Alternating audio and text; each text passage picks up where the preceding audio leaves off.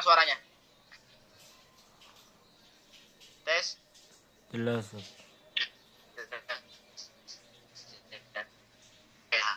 Itu luas.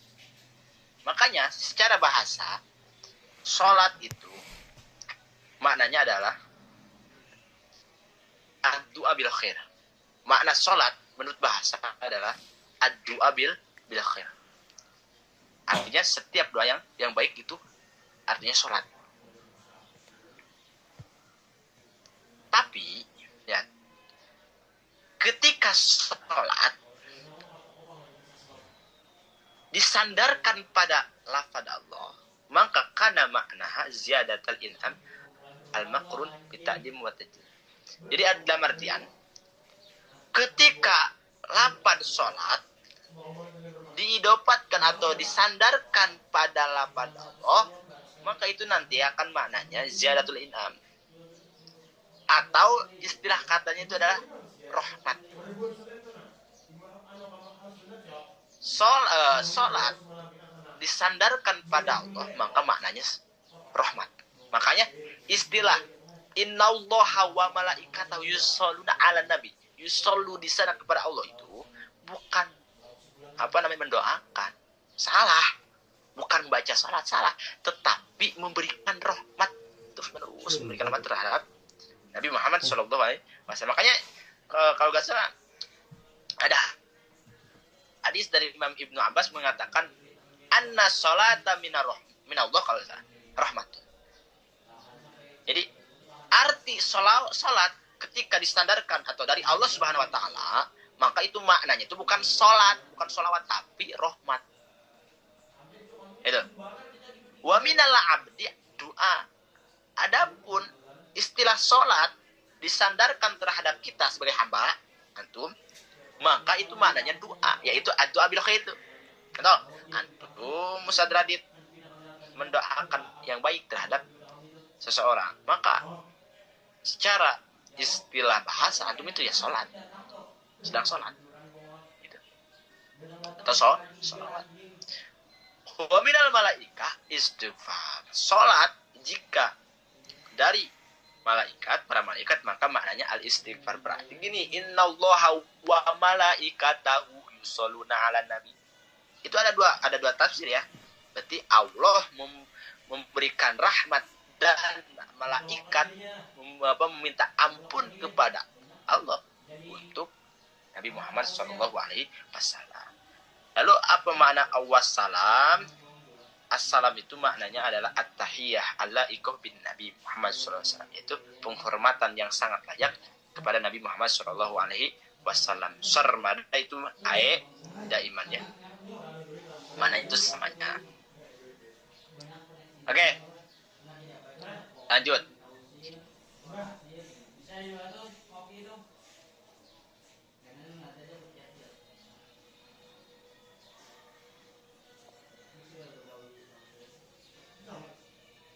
Wa alihi wa sahbihi, ini baru mukadimah ya, belum pada inti. Wa alihi wa sahbihi wa man tabisa bila dinil haq ghairu mubtadi. Jadi selawat serta salam juga tidak lupa terhadap keluarganya Kanjeng Nabi, dan juga terhadap sahabatnya Kanjeng Nabi, dan terhadap orang-orang yang mengikuti terhadap jalan yang hak, yakni agama Islam, ghairu mubtadi, selain yang melakukan bid'ah. Wah, ini ya, nanti akan dibahas apa itu bid'ah, akan bahas. Oke. Jelaskan satu persatu secara spesifik ya. Tadi dapat Ali dulu. Ali itu maknanya ada keluarga. Keluarga Nabi itu ada wajhain, ada dua ya. Ada dua. Saudari. Menurut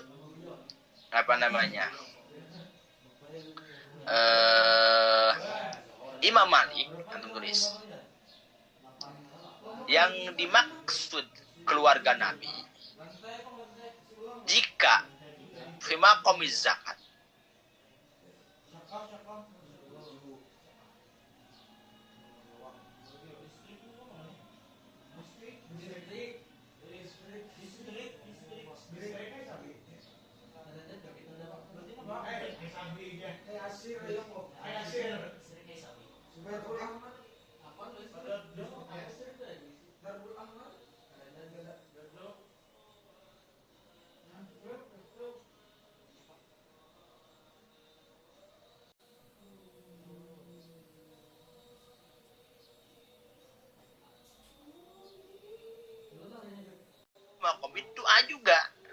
Maksudnya bagaimana Ustaz? Jadi gini, alun nabi itu ada dua.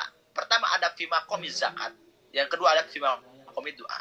Lah, lalu siapa yang dimaksud keluarga Nabi fi maqamid doa? Yang dimaksud keluarga Nabi di dalam ranah doa itu adalah kullu mu'min taqi.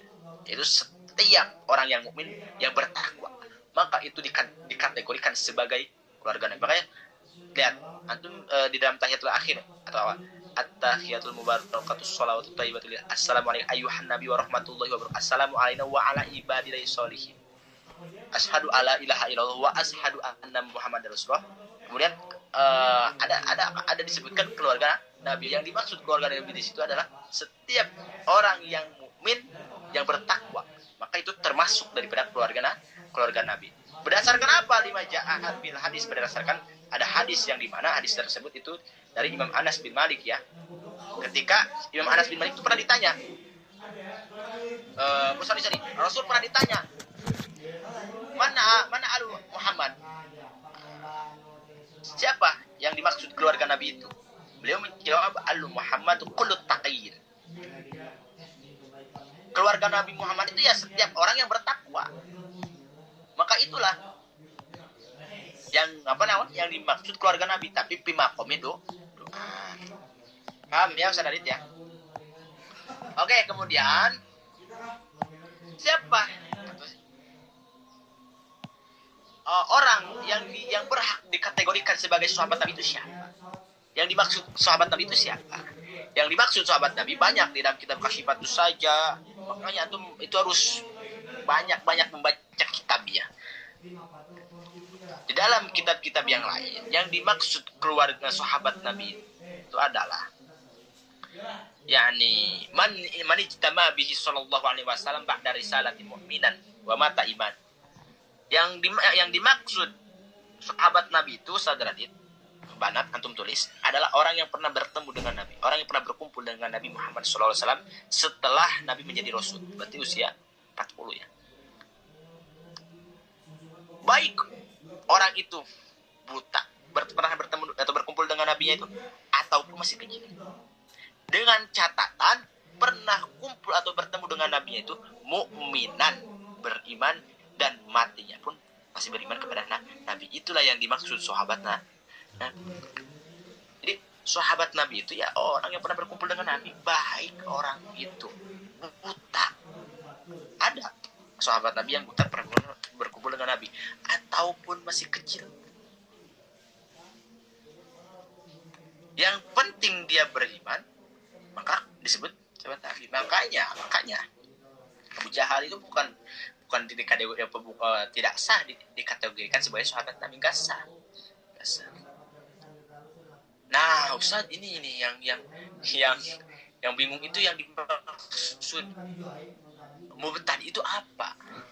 Yang dimaksud goer mubtadi itu apa? Tadi kata antum mananya itu adalah tidak bid'ah, dia melakukan bid'ah. Nah, itu banyak yang dimaksud bid'ah itu apa sih Ustaz? Setahu saya, kata Ustaz Hadir nih, setahu saya yang disebut bid'ah itu adalah tidak ada di zaman Rasulnya. Sedangkan para Wahabi mengatakan mauludan itu bid'ah. Haflah Isra Mi'raj itu bid'ah. Karena tidak ada zaman Rasulnya. Ya simple antum jawab, berarti lu pun bid'ah. Lah kok bisa ya? Karena engkau tidak ada di zaman Rasulnya. Jadi yang dimaksud bid'ah itu adalah yakni apa ya? Makana mukhtaru'an ala ghairi mithalin sabik. Jadi simpelnya gini, yang disebut bid'ah itu yang dulu tidak ada lalu diadakan, bukan tidak ada di zaman Rasulnya. Ya memang secara umum ya gitu mananya. Jadi bid'ah secara bahasa itu makana mukhtaru'an ala ghairi mithalin sabik. Jadi yang dulu tidak ada lalu diadakan. Dan bid'ah itu bukan hanya ada satu, bukan hanya bid'ah dolalah, bukan. Bid'ah itu ada bid'ah hasanah. Seperti salah satunya bid'ah hasanah adalah sholat tarawih. Gak ada di zaman Rasul. Karena sholat tarawih itu di zaman sahabat Umar ya, kalau salah. Dan sahabat Umar mengatakan, inilah sebaik-baiknya bid'ah. Oke. Lalu Ustaz, yang dimaksud bid'ah secara syara emang ada? Ada. Apa itu bid'ah secara syara? Bid'ah secara syara adalah ma uhditsa ala khilafi amri syari'. Itu sesuatu yang baru yang bertentangan dengan perintah Rasulullah SAW, atau yang bertentangan dengan apa namanya urusan Rasulullah SAW. Bukan maulud dan zaman itulah Wahabiyah ya, jadi Qadiyah Wahabiyah. Makanya anak pernah lihat tadi lihat ada orang yang kuliah di Madinah, dia udah Wahabi, saya udah jelas. Makanya saya kalau ditanya sama Ustaz Adit, ini Ustaz bagaimana, saya udah tahu, bukan berarti saya suzonnya, tetapi dari segi retorika bahasanya pun udah ketebak. Ada orang mengatakan gini, si Wahabi itu ditanya Hamin 2 cara untuk tobat dari bid'ah bagaimana? Dijawab sama si Wahabi itu susah. Karena orang ahlu bid'ah atau orang yang melakukan bid'ah itu selalu merasa benar. Beda halnya dengan melakukan kesalahan yang dimana akan berdampak merasa salah. Contohnya bagaimana? Contohnya gini aja. Orang yang merayakan ihtifal maulid Nabi Muhammad SAW itu susah untuk tobatnya, katanya Sadadit ya. Karena apa? Karena dia meyakini bahwa merayakan maulid Nabi Muhammad itu akan mendapatkan pahala. Sehingga orang seperti itu susah untuk tobat dari melaksanakan bid'ah. Saya ketawa.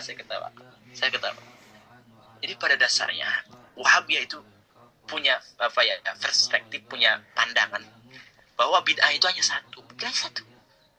Dolalah nanti bid'ah ujung-ujungnya. Sedangkan kita gak boleh sebagai ahlus sunnah wal jamaah, gak boleh kita mengizaz atau mengapain terhadap orang, wah ini neraka, ini ahli neraka, gak boleh. Antum baca di dalam kitab Arba'in Nawawi, orang itu ada dua tipikal ya. Pertama awalnya yakni dia itu seakan-akan ahli surga, tetapi endingnya ahli neraka. Siapa contohnya? Imam Barsiso awalnya itu Masya Allah, dia itu ulama besar, santrinya itu pun banyak sekali, tapi endingnya dia apa? Mati tidak membawa iman dan Islam. Tapi ada orang itu sebaliknya, awalnya itu yakni seakan-akan ahli neraka, tetapi endingnya ahli surga. Siapa? Abu Nawas. Banyak. Itulah sehingga kita itu sebagai haram, nggak boleh sedikit ahli neraka, nggak boleh. Jangan sampai seperti Wahabiyah. Paham? Nah, baru sekarang pada inti ini baru muqaddimah ya. Ini udah berapa bait? Saya itu udah menghitung ya. Setiap kajian itu 5 bait ya. Oke. Kita satu lagi ya. Satu bait lagi. Wa ba'du fa'alam bi wujubil ma'rifah min wajibil lillahi isrina sifah. Oke. Kita akan akan terjemahkan sedikit-sedikit. Wa ba'du, lihat, ba'du di sini kenapa dibaca rofa? Karena tidak diidopatkan. Haraf dorob ba'du ketika di mufrad dalam artian tidak diidopatkan, maka nanti hukumnya mabni domah ya. Tapi aslu ba'du adalah ba'da basmalah hamdalah sholawat alaman dukir gitu. Setelah, makanya gini, surah yang tepat itu wa ba'du, setelah membaca basmalah, hamdalah, sholawat kepada orang yang sudah disebutkan. Fa'alam ya, fa'alam ini fil amr ya, ala sabil wujub, ini al-amr, perintah. Fa'alam, ketahuilah oleh kalian. Apa yang harus diketahui oleh antum Ustadz? Ya, biwujubil ma'rifat min wajibil lillahi asrinasi, bahwasanya antum kalian itu wajib mengetahui dari perkara yang wajib untuk Allah Subhanahu wa taala yang 20, sifat yang 20. Mafhum bil ikhtisarnya, kita itu sebagai orang Islam yang mengakui bahwa Allah itu ada Tuhan kita, maka kita dituntut untuk berkewajiban mengetahui sifat Allah yang 20. Sifat Allah yang 20. Dalam artian kita harus iman, harus percaya pada sifat Allah yang 20 akan dibahas. Sedikit untuk akan membahas daripada lapan al-ma'rifat. Lapan al-ma'rifat, banat, itu sebuah makna. Tentu saja. Lapan ma'rifat itu sebuah makna yang dimana di dalamnya itu ada 3 hal. Ada 3 hal. Pertama, yakin. Artinya bagaimana artinya? Tidak mungkin ada potensi untuk salah. Pertama, ma'rifat itu mengandung makna yakin. Yakin itu artinya tidak mungkin ada potensi salah. Karena yakin. Istilah yakin, ada yakin, ada ham, ada syak. Ada yakin, ada don, ada ham atau syak. Itu beda-beda. Kalau yakin itu 100%, dalam artian tidak mungkin salah. Kalau don itu 25, 75.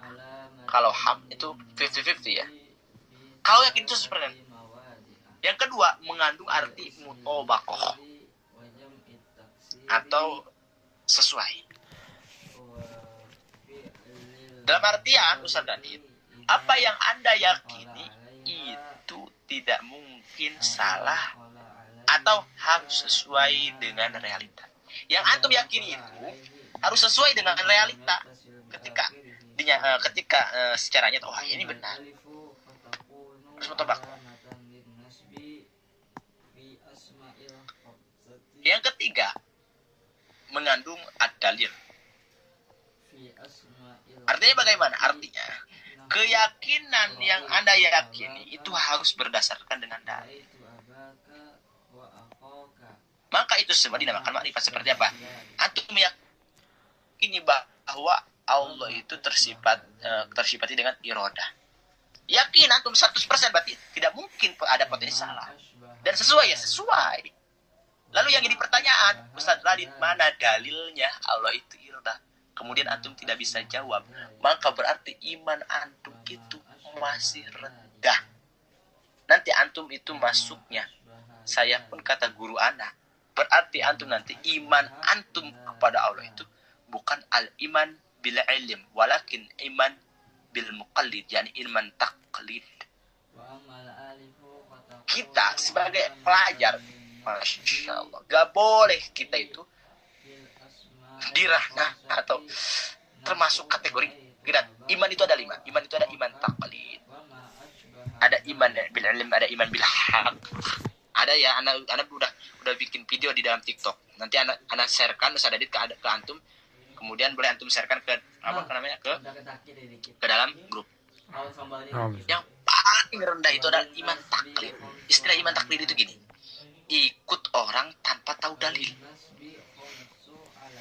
Coba antum tanya, Ustaz Adit, antum yakin bahwa Allah itu antum? Yakin. Oke. Kemudian dengan cara salah satu sifat Allah itu apa? Antum jawab al-qudrah atau al-iradah. Secara realita ya benar, Allah itu tersifati dengan al-qudrah dan al-iradah. Coba apa dalilnya Allah itu tersifati al-iradah? Antum ya, saya pun kata orang sih, kata guru ana sih, bahwa Allah itu tersifati iradah. Maka iman antum terhadap Allah itu iman taklid. Sedangkan iman taklid ya, sedangkan iman taklid diulang pendapat. Imanul muqallid, antum tulis pendapat yang pertama, jumhur ulama mengatakan hukumnya sah tetapi dosa. Kenapa dosa? Karena manusia itu ada potensi untuk belajar ilmu. Karena hal-hal iman atau hal seperti ini itu min babil munadzarah, yakni al-aql.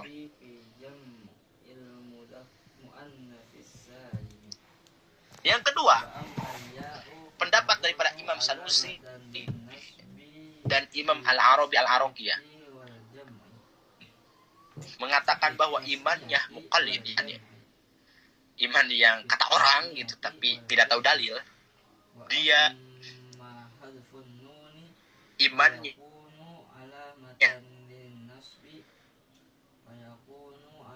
dan akan disiksa di akhirat. Bila itu esensial, penting banget gitu. Mempelajari akidah. Apa dalilnya Allah wujud? Apa dalilnya Allah itu? Apa namanya bako? Apa?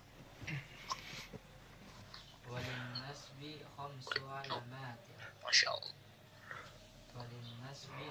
Yang untuk totalitas dilupakan. Jelas gak usah Radit? Jelas? Oke. Yang ketiga, iman muqallid dari pendapat daripada Imam Abu Jamrah, hatta Imam Ghazali pun berpendapat bahwa yakni ad-dalil laisa syartan, yakni syartun sihatul iman. Jadi mengetahui dalil bahwa Allah wujud itu apa, kemudian Allah bako itu apa, itu sebetulnya bukan daripada syarat sahnya iman seseorang. Walakin kamalul iman, tapi itu merupakan kesempurnaan iman. Kesimpulannya berarti menurut Imam Abu Jamrah dan Imam Ghazali, ketika seseorang mengatakan antum beriman kepada Allah, ya salah satu sifat Allah itu apa? Wujud. Dalilnya apa? Tidak tahu. Maka jawaban daripada Imam Abu Jamrah dan Imam Ghazali, iman orang tersebut itu kurang, tidak sempurna. Kalau antum mengikuti Imam Sanusi dan Imam yakni Al-Arabi, bagaimana? Na'udzubillah min dzalik. Karena pendapat ini sebetulnya ada 10 ya. Antum baca aja dalam kitab Al-Qalam, banyaklah. Yakni ada yang lebih ekstrim ya gitu. Iman orang yang ikut tanpa yakni tak tahu tanpa dalil ya. Dia itu Islamnya itu Islam apa turunan. Kamu kenapa muslim? Ya karena saya turunan. Gak boleh. Dalam artian ya ikut serta bapaknya mungkin. Maka itu iman tersebut Imam Sanusi dan Imam Al-Arabi mengatakan tidak sah, yang ada nanti di akhirat disiksa. Na'udzubillah min dzalik. Oke, sedikit akan menjelaskan.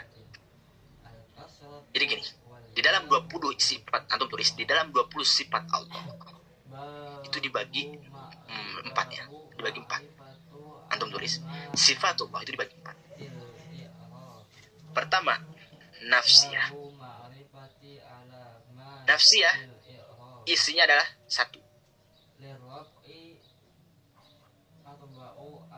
Yang kedua, salbiyah. Salbiyah itu isinya adalah 5. Yang ketiga adalah ma'ani. Ma'ani itu isinya 7. Yang keempat terakhir ma'nawi. Dan sifat ma'nawi itu ada 7. 1 ditambah 5, 6. 6 ditambah 7 berapa? 13 tambah 7 20. Itulah sifatullah. Nafsiyah 1, salbiyah 5, ma'ani 7, ma'nawi 7. Dan kita wajib mengetahui. Jadi ya al-ma'rifat itu bukan hanya sebatas mengetahui ya. Karena tadi sudah dibahas. Ma'rifat itu adalah keyakinan yang sesuai dengan realita, juga berdasarkan dengan apa? Dengan dalil. Lalu Ustaz, yang dimaksud al-wajib di sini apa? Minal wajib di sini apa? Dari perkara yang wajib untuk Allah. Maksudnya al-wajib di sini maksudnya gimana? Ya, maksudnya gini. Al-wajib di sini itu al-wajib ingdal akli. Al-wajib ingdal akli ya. Ingdal akli.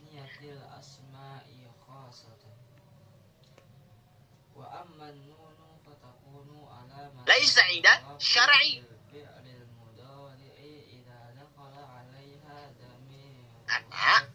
Karena wajib itu, istilah wajib itu merupakan hukum ya. Hukum itu ada 3. Hukum itu yakni min haisu alfa itu ada 3. Pertama, hukum itu secara akli, ingdal akli. Yang kedua, adi. Yang ketiga, apa? Syar'i. Itu hukum sadari. Hukum akli ya seperti ini. Hukum akli ada 3 sama. Wajib, mustahil, jaiz. Hukum adib bersama ada 3. Wajib, kemudian mustahil, wajib. Kalau hukum syar'i nanti dibagi-bagi lagi, nanti turanannya akan fikih. Oke. Paham ya? Jadi pada dasarnya kita sebagai umat Islam yang mengakui bahwa kita itu Tuhan kita itu adalah Allah, maka kita wajib mengetahui perkara yang wajib, mustahil dan jaiz daripada sifat-sifatnya Allah. Oke.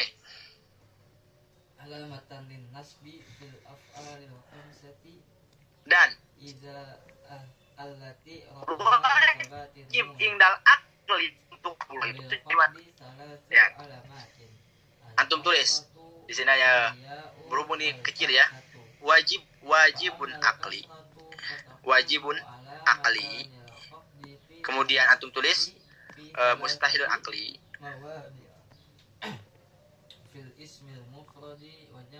Samakan sama ini. Kemudian jaizul akli. Kita akan bahas ya satu persatu. Yang dimaksud wajib secara akal itu adalah di dalam kitab Umul Barahin itu maknanya ma la yatasawwaru fil akli adam.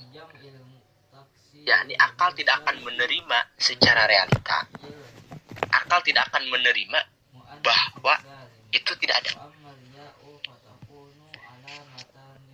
Kan tadi lihat min wajibin lillah ya, min wajibin lillah. Kita harus mengetahui sifat-sifat yang wajib dari Allah yaitu 20. Wajib di sini ada ingkar akli.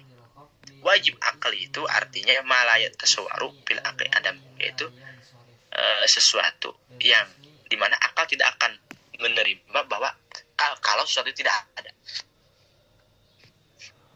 Salah satunya apa? Contoh. Allah itu wujud. Maka akal tidak akan menerima ketika Allah itu tidak tersifati wujud dalam artian adam. Tidak ada. Karena apa? Karena dengan adanya kita itu menunjukkan bahwa adanya Allah. Paham nggak? Secara refleksi otak pun akan menerima. Ya jelas. Kalau Allah tidak ada, ya kita pun tidak ada. Berarti adanya kita itu, ya mesti adanya pencipta, yaitu Allah. Paham ya? Ya jangankan terhadap hal-hal yang ranah tersebut ya. Sesimpel ini contoh. Ketika antum memahami bahwa adanya rokok, mesti antum akan memahami, akan menerima akal antum adanya yang menciptakan rokok. Paham ya? Antum memahami adanya yang mesti adanya yang menciptakan buku. Itu refleks refleks akal. Simpelnya gini, adanya hadil makhlukat itu yang tadulu ala wujudillah, itu menunjukkan adanya Allah Subhanahu wa taala. Itu yang dimaksud wajibul akli. Jadi wajibul akli itu adalah kalau sesuatu itu tidak ada, ya akal tidak akan menerima. Akal tidak akan menerima. Gitu. Paham ya? Lalu yang dimaksud mustahil inda akli apa? Mustahil inda akli di dalam hak Allah itu adalah ma la yatasawwaru fil akli wujuduhu, yaitu sesuatu yang dimana akal tidak akan menerima kalau ada. Sesuatu yang dimana ketika ada akal tidak akan menerima. Itu yang dimaksud mustahil. Contoh, Allah itu Tuhan itu dua. Dan adanya dua Tuhan, akal tidak akan menerima. Nanti akan tasalsul. Oh, berarti yang menciptakan Tuhan satu lagi siapa? Tuhan ini. Yang menciptakan Tuhan ini siapa? Ya Tuhan ini. Nanti akan tasalsul. Akal tidak akan dan itulah yang istilah mustahil bihaqil ta'ala. Jadi yang dimaksud mustahil di dalam hak Allah Subhanahu wa taala adalah sesuatu yang dimana ketika ada akal tidak akan menerima. Kalau jaiz fi haqqi ta'ala itu artinya mayasihu fil aqli wujudu wa adam. Jadi akal menerima adanya dan tidak adanya. Jadi akal menerima sesuatu kalau sesuatu tidak ada pun kalau sesuatu ada. Seperti apa? Seperti adanya makhluk. Adanya makhluk dan tidak adanya makhluk itu ya kita ya sah-sah aja. Karena jaiz, kita itu adanya itu jaiz. Bukan wajib. Kalau Allah itu wajib adanya. Karena apa? Ya karena adanya kita itu menunjukkan. Dan akal tidak akan menerima ketika teman. Kita itu diciptakan sama siapa ya? Sama orang tua kita. Lalu orang tua kita itu siapa? Orang tua. Nanti akan daur, nanti tasasul, nanti kan panjang. Gitu, paham ya? Jadi sifat jaiz itu ya, contohnya seperti adanya kita. Tidak adanya kita tidak mempengaruhi terhadap ketuhanan Allah dan adanya kita pun sama. Sebetulnya. Jadi di dalam kitab Jubat ada istilah gini Ustaz Adit. Allah menciptakan makhluk, adanya makhluk itu bukan berarti Allah ingin dituhankan. La. Baik, lihat. Andai kata Allah tidak menciptakan makhluk pun atau alam semesta pun, Allah akan tetap menjadi Tuhan. Itu dalam Jubat. Karena ada kaum yakni firqah yang menyimpang bahwa ketuhanan Allah itu ya ketuhanan Allah itu kalau nggak salah ketuhanan Allah itu dikarenakan adanya semesta alam. Itu naudzubillah itu bahaya. Dan Allah Tuhan itu karena adanya alam semesta, adanya makhluknya. Kalau Ahlussunnah wal Jamaah tidak dalam Jubat. Andai kan Allah pun tidak menciptakan alam semesta, yakni makhluk, Allah pun akan tetap menjadi Tuhan. Itu. Karena tidak ada ibadah sembahan kita terhadap Allah itu tidak akan menjadi dampak terhadap Allah, tetapi akan menjadi dampak terhadap kita. Itulah luar biasanya pelajari daripada kitab Taufan Akidah ya. Ini padahal ini Aqidatul Awam itu tahap pemula ya, mubtadi kalau ini. Oke, alhamdulillah ya sudah 5 bed ya. Nanti besok jam 3 ya, jam 3 sore di Indon, kemudian jam 10 siang di Mesir ya. Berhubung tadi itu sebenarnya seharusnya jam ini ya, jam 3 di sini, berhubung ada problem jadi males ya waktunya, diganggu ya. Gak ada pertanyaan Ustaz Adit? Yang lainnya ahlan. Mafish. Ini kajian mungkin sampai segini.